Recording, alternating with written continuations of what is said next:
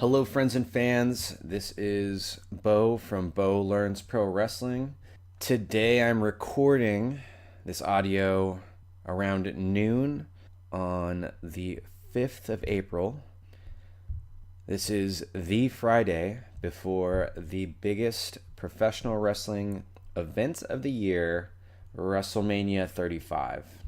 I want to give a shout out to a couple of my buddies who are actually in the New York, New Jersey area to go see this card. So, Ryan and Darcy, I hope you guys are having a good time this weekend, enjoying all the festivities that WrestleMania weekend has to offer. Good luck with that New York traffic. So, in case you didn't know, and you've been under a rock, WrestleMania is the premier showcase for a professional wrestler to show off their talents and wrap up their storylines. The season leading up to WrestleMania usually picks up just after the NFL Super Bowl completes. That way, WWE doesn't have to compete on Sundays to get eyes on their own product. That's kind of where they ramp things up, starting with the Royal Rumble and getting some stories together to put on the best showcase that they can for their own quote-unquote Super Bowl of professional wrestling. I want to talk a little bit about the length of this year's WrestleMania. We're going to compare it to WrestleMania 34, which was last year. And I'm going to give you some context on a comparison between WrestleMania 35 and the first WrestleMania. So let's start with the first WrestleMania. First WrestleMania was actually in the New York area, but this one was hosted at Madison Square Garden. And the initial event, which dated March 31st in 1985, had an attendance of 19,121 people viewing this live, and was seen by over 1 million viewers through closed circuit television. Basically, the preliminary of the pay-per-view type model. The card had 9 total matches, with the main event being Hulk Hogan and Mr. T versus Paul Orndorff and Roddy Piper. And it definitely had some star power behind it, besides Mr. T, who was not known as a wrestler, but was a movie and TV personality. You had Muhammad Ali participating. You had Liberace for some reason. Cyndi Lauper, because MTV was doing its thing during that era. So it was just kind of a coming out party for a very niche entertainment program, and they just wanted to be the biggest and baddest. So 9 total matches, WrestleMania 1, 19,000 people showing up. This year, 2019, April the 7th, WrestleMania 35 will be held in MetLife Stadium in East Rutherford, New Jersey, so just down the road from MSG. But the weekend's activities will also have some stuff happening in New York City. And we have, as I'm looking through right now, so there's 1, 2, 3 matches on the kickoff show. 1, 2, 3, 4, 5, 6, 7, 8, 9, 10, 11, 12, 13. Yeesh, it's a lot of matches. So if you're trying to tune in on Sunday, the main card is supposed to start at 4 p.m. Pacific time, 7 p.m. Eastern.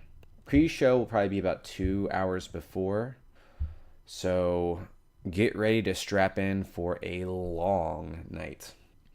So when I watched WrestleMania 34, which was last year's WrestleMania, I remember just being absolutely beat by the end of that show.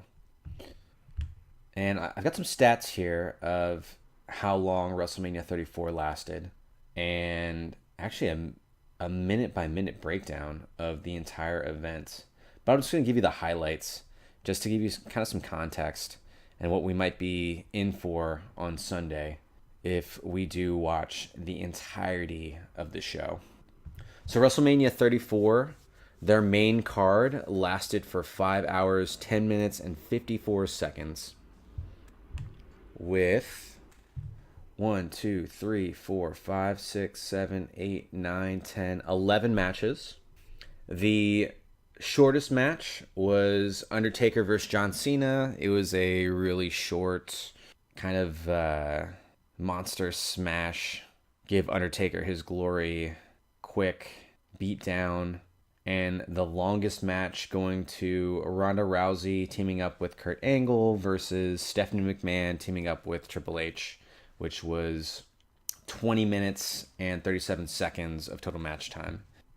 Everything else kind of averaged out to between 7 to 15 minutes. So 42% of the show was actually devoted to bell-to-bell action. So actual in-ring performance. This is ranked the 71st out of 72 pay-per-views since Royal Rumble 2013. And the only pay-per-view that performed worse in terms of time devoted or percentage time devoted to actual in-ring performance was WrestleMania 31. These shows are long, and it's not because of the actual in-ring work. So if only 42% of the WrestleMania card last year was devoted to actual in-ring performance, that means our pre-match and post-match segments and other miscellaneous crap were taking up the bulk of the time. So let's talk about the pre-match segments of WrestleMania 34. Pre-match segments combined for a total time of 1 hour, 44 minutes, and 49 seconds, which was over a third, 33.7% of the show. This is the highest percentage in this category out of those 72 events from going back from 2013. And I think the reason for a third of the show being devoted to these pre-match segments is WWE has a tendency to kind of pre-summarize the build-ups for their event matches, doing these kind of pre-show promo packages that kind of clean up the mess that they make trying to work their way on weekly television to get to this point. And the average time for each segment was about 6 minutes a piece. As somebody who's training in professional wrestling and someone who loves fight choreography and understands the idea of telling a story behind any type of performance fighting, the action really doesn't matter unless there are stakes and there is a buy-in from the audience. So in order to kind of save themselves, WWE puts together these promotional packages, which whoever is in charge of these promo packages and does the editing for these things, these promo packages are actually pretty awesome. But it's a shame that they have to put together these really awesome promo packages, and it almost feels like the weekly episodic runs that they do to lead up to these pay-per-views are made so that they can edit them together to become cohesive promotional packages. WWE has this idea that their fans have long-term memory loss, And so they feel the need to selectively remind you of what is going on leading up to these big time matches. So overall, for WrestleMania 34, we had 1, 2, 3, 4, 5, 6, 7, 8, 9, 10, 11. We had 11 matches on the main card with pre and post match segments, taking us to 5 hours, 10 minutes, 54 seconds. That's a long time. And the main event for WrestleMania 34 was actually Brock Lesnar versus Roman Reigns. And if you want to kill the little momentum of a main event that nobody wanted, which was Brock Lesnar versus Roman Reigns, this is how you kill the main event of your show. The booking of this card, just fascinating. Absolutely fascinating. The story leading up to WrestleMania 34 is Roman Reigns, who is this big, beefcake, good-looking dude.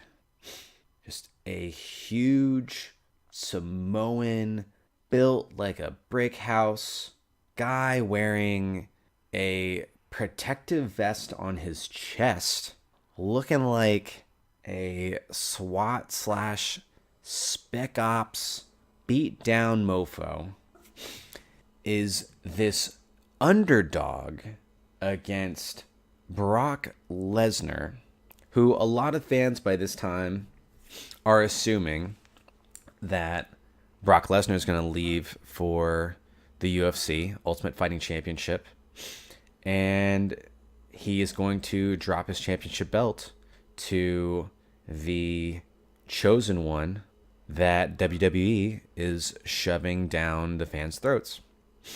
So this did not sit well with even the casual fans of WWE.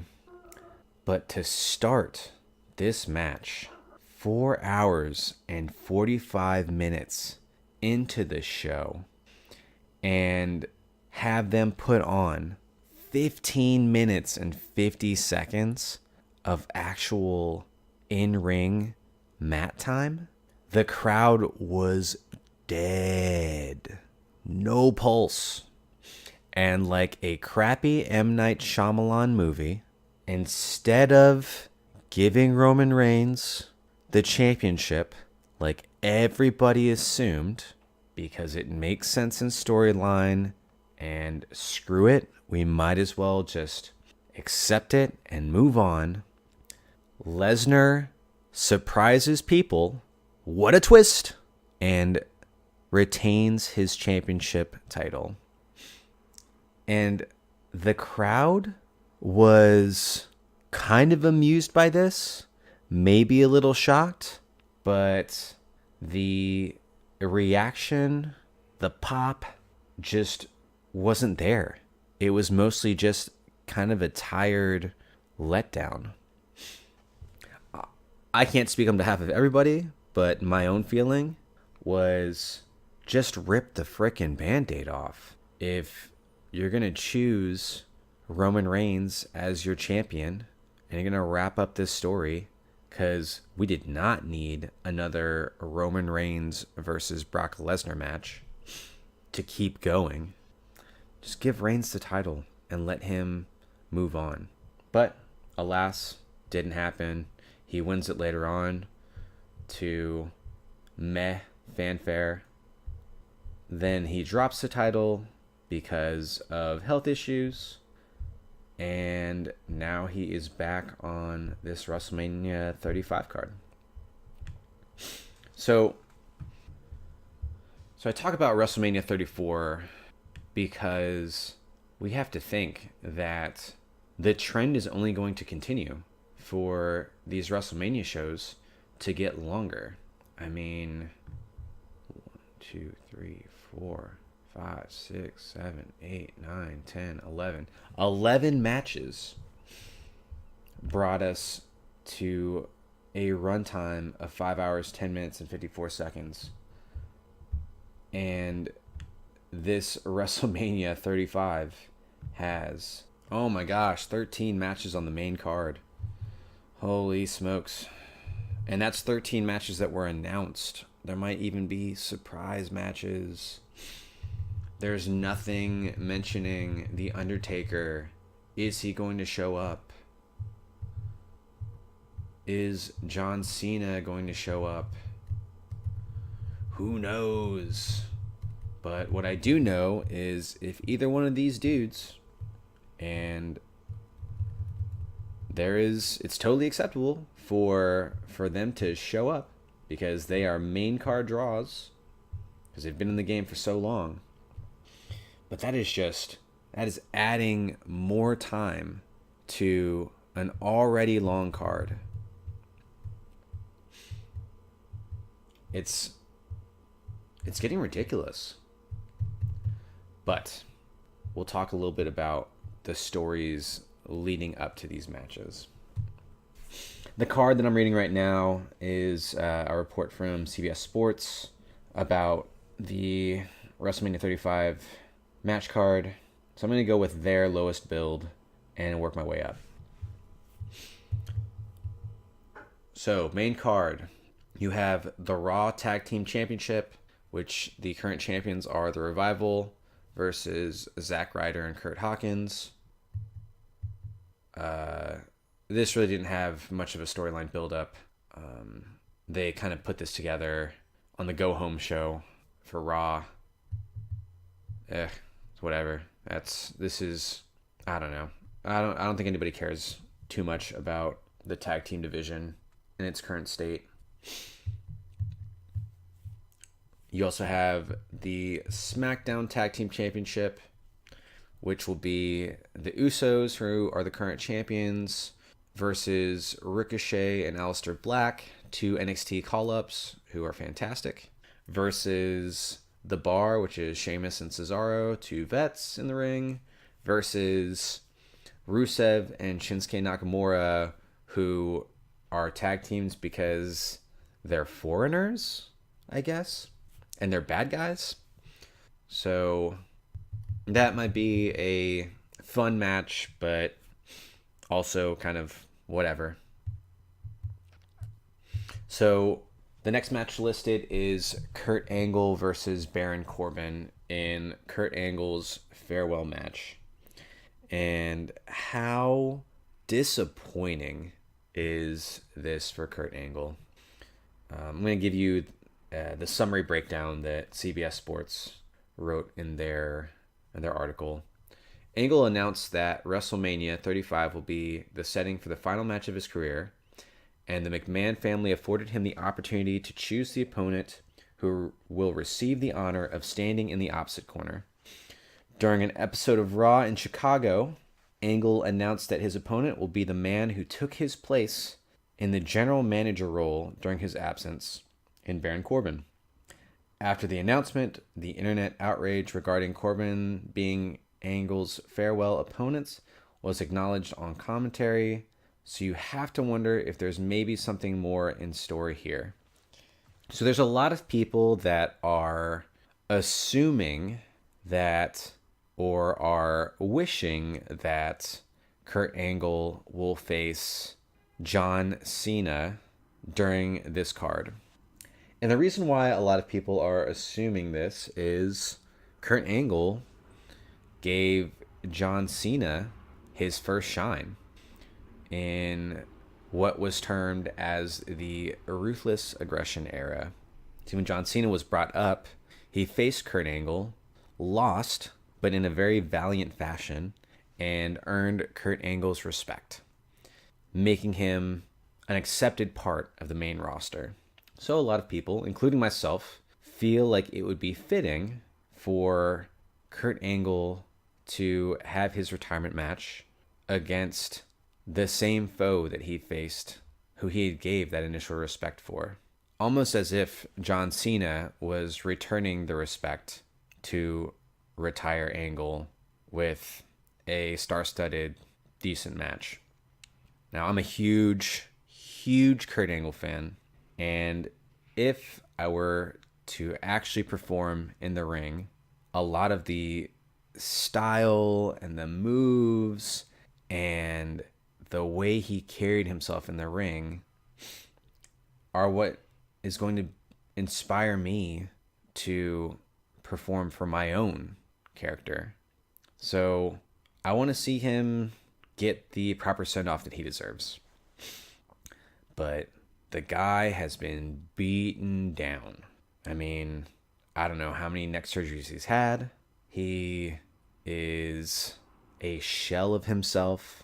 The athleticism just isn't there, which is tough to see. But Kurt Angle's a professional.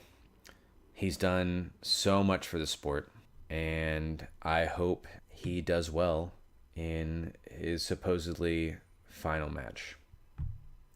The next match on the card, Miz versus Shane McMahon in a Falls Count Anywhere match.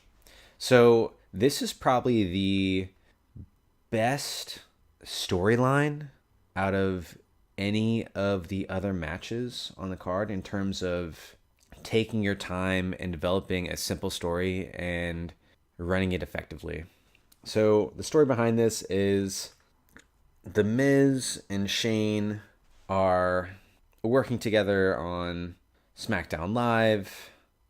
Shane McMahon and The Miz team up to become good guy faces and even so much as win a tag team title. And Shane McMahon ends up turning on The Miz in front of Miz's hometown fans in Cleveland, and does this in front of The Miz's father of all people, who The Miz's father has looked up to Shane, and I don't know. You'll just have to kind of see it to believe it. It's pretty ridiculous, but it's simple, effective booking, and we'll see if The Miz gets his babyface revenge on Shane.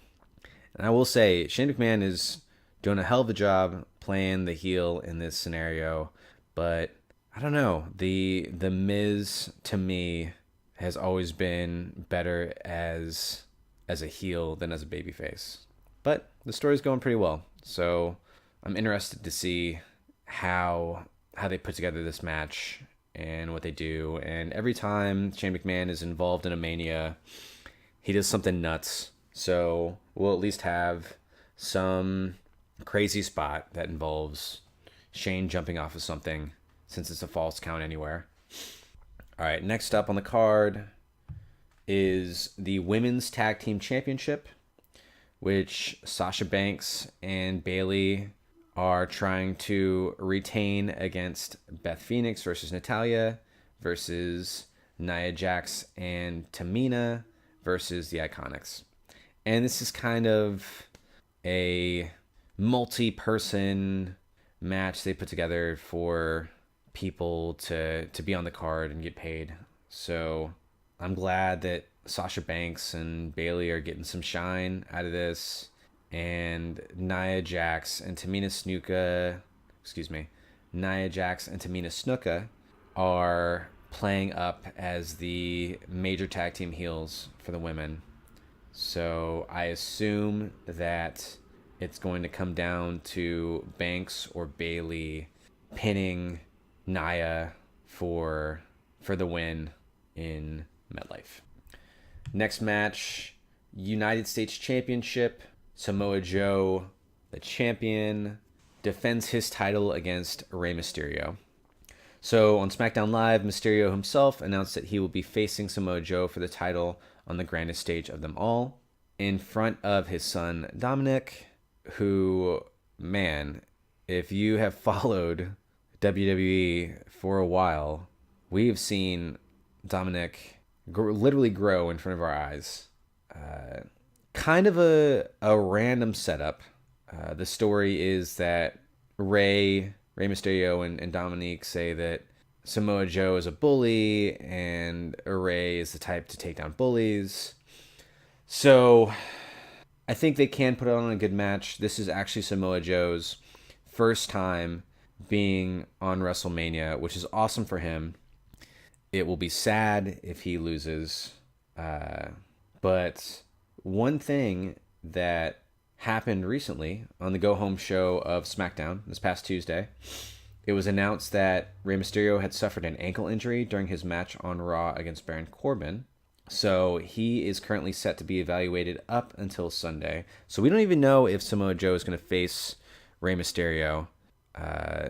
Rey Mysterio might end up limping around in the match.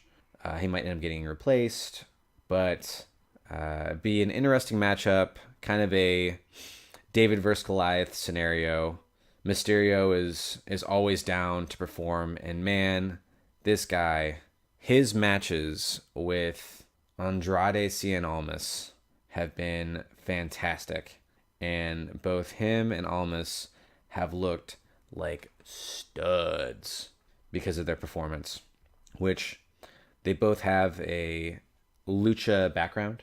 And so they've been doing a lot of lucha-based techniques, with Andrade being a fantastic base for Rey Mysterio to flip and spin and twirl and just everything acrobatic. Those matches have been awesome. So I think Samoa Joe is up to the task of being a great base for Rey Mysterio as well. I mean, Joe's just a fantastic heel. So if they do go on with this match, I think it'll probably be the sleeper of the night. So next match on this card is the Intercontinental Championship, which is Bobby Lashley, who is the current champion, against Finn Balor. Balor initially had the title with a brief run, but he dropped it to Lashley on Raw. This will give him his chance to become a two-time Intercontinental Champion.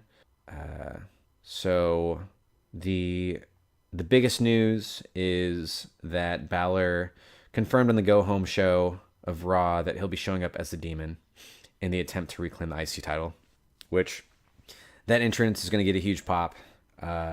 Demon Balor is awesome in terms of just the spectacle of it.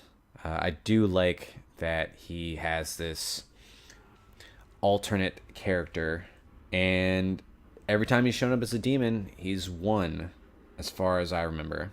So, looks like Balor is gonna go ham on Bobby Lashley, and if Lashley beats him and is the first one to beat him in demon mode, then that will be pretty stunning. Next match on this list, Triple H versus Batista. No holds barred. Triple H's career is on the line. So they set this one up with Batista returning and attacking Ric Flair on Ric Flair's 70th birthday celebration. And this is kind of a callback to when they were all together in Evolution. Batista is working as the uber heel, but Triple H is supposedly putting his career on the line. And frankly, I'm good with Triple H never wrestling again. I don't think that's going to be it. I don't know. I don't know about this match. Batista, the last time he showed up, without working any matches prior, he blew up real quick in the ring. And by blew up, I mean he got just super tired, super gassed. I mean, he's working Triple H, which Triple H is, an in-ring veteran. But this is going to be a slow match. And I don't know. I mean, it could be all right, maybe. But this is definitely one of those matches that are playing to the older crowd, trying to relive the older era. Next match, AJ Styles versus Randy Orton. Tensions have been building up between these two, and they've been kind of developing a storyline. This is kind of one of those dream matches. So Styles versus Orton, two technicians in the ring, two people that, when they rose to fame, came up around the same time, and just due to them being in different promotions, never got a chance to really showcase their talents against each other on the big stage. So this will be a fun one. Hopefully, the Randy Orton who actually cares shows up, but I think he will. AJ Styles tends to bring out the best out of a lot of people more often than not. All right, next match: Roman Reigns versus Drew McIntyre. This was kind of one of those matches where Reigns just needed a big time opponent, and Drew McIntyre, who at one time was a joke years ago, left for the Indies, became just the epitome of what WWE is looking for, and is now a big time, massive athletic heel that is the entire package. I assume that Reigns is going to get the feel good win. I would love for Drew McIntyre to get the win, just to kind of push him into the main event spotlight and show that not only can he hang with the top tier talent, but he's a force to be reckoned with. And so yeah, we'll see how that match goes. And then the WWE Championship, the hemp belt is on the line with Daniel Bryan challenging. The hemp belt is on the line with Daniel Bryan defending against Kofi Kingston. So the story for this match, Vince McMahon has been giving Kofi Kingston the runaround, throwing just a whole bunch of hoops for Kofi to jump through. This will be basically a culmination of all the good things that Kofi can do. And this is actually a surprise for a lot of people, but he got a real big push, especially after his performance in Elimination Chamber. And the crowd is behind him. It's awesome that that him and the New Day are kind of breaking away from the tag team scene and getting singles pushes. So hopefully this is a good match. Kofi, super athletic. Daniel Bryan, super technical. Should be fun. You've got almost like a faction type war going on between Bryan and his crony versus Kofi Kingston, the New Day. So yeah, should be a good match. The Universal Championship is Brock Lesnar defending his title against Seth Rollins. Rollins won the Royal Rumble in Phoenix, so he chooses to face Lesnar. The story coming up to this match is Lesnar has trouble or shows signs of weakness against agile, athletic, smaller guys. So this match should be another one of those David versus Goliath type situations. I'm interested in how they actually work this match. I know when they did the Lesnar versus Finn Balor, that Finn Balor came out hot and the crowd was eating it up. Lesnar looked out of place. He looked surprised. Finn Balor was just giving him everything he got, but unfortunately it was not enough, and Lesnar retained. And so maybe Seth Rollins will put on a similar performance, but be the victor. And lastly, a winner-take-all match where Ronda Rousey, the Raw Women's Champion, faces Charlotte Flair, which is the SmackDown Women's Champion, defend their titles, put their titles on the line against Becky Lynch in a three-way match. So this is the headlining event, the main match of the night, the big draw. This is the first time that WrestleMania has ever had a women's match. be the main event for WrestleMania. So WWE loves historic headlines. I'm going to go ahead and read the summary that CBS Sports provides here. The historical main event we all assumed was coming is now a reality. The final match on the WrestleMania 35 card will see Ronda Rousey put the Raw Women's title on the line against 2019 Royal Rumble winner Lynch and Flair, who will also put her SmackDown Women's title up for grabs. Stephanie McMahon announced on Raw that the bout will be winner take all with both titles on the line. We're definitely set for one of the biggest Mania events in history. Becky Lynch has had a lot of heat develop between her and Ronda Rousey of UFC fame. When Ronda was in the UFC, she kind of came off as a hothead when she was champion, and they are really playing that up in a Ronda is going to show the pro wrestlers what legit grappling and wrestling is like, and is going quote unquote off script at the biggest show. Also, Charlotte Flair is in the mix. For some reason, she has the SmackDown title, which I guess kudos to her. I personally don't think it was necessary, but here we are. And Becky has a chip on her shoulder and takes issue with both these women. So I hope that we get a good match out of them, but I hope their match doesn't flame out because of the card being so long. We shall see. So I just talked about all 13 matches on the main card. If WrestleMania 35 is anything like WrestleMania 34, that's going to mean that, that this main event for the women will probably start into the 5-hour mark, maybe longer. Who knows? I might have to split this thing up personally.